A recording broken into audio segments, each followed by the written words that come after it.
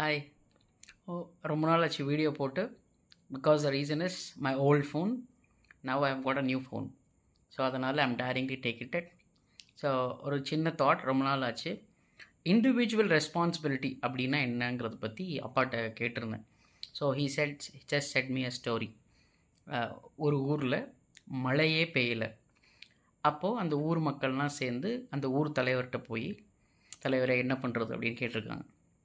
அதுக்கு அந்த தலைவர், சிம்பிள், ஒன்றுமே இல்லை, நான் சொல்கிறத மட்டும் செய்யுங்க, மழை பெஞ்சிரும் அப்படின்னு சொல்லியிருக்கிறார்.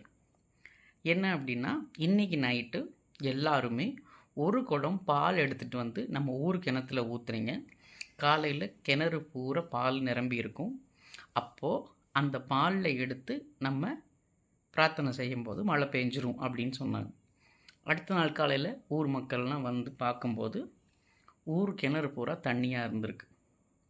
என்னன்னு விசாரித்தா, நான் ஒருத்தன் ஒரு ஃபுல் கிணறுல பால் இருக்கும்போது ஒரு குடம் தண்ணி ஊற்றுனா பிரச்சனை இல்லை அப்படிங்கிற தாட் ப்ராசஸில் எல்லாருமே அப்போ என்ன பண்ணியிருக்கிறாங்க, பாலுக்கு பதிலாக தண்ணி கொடுத்துருக்காங்க.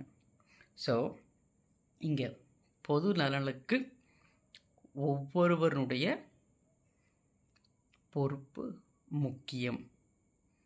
அதனால் individual responsibility is what making the responsibility of entire.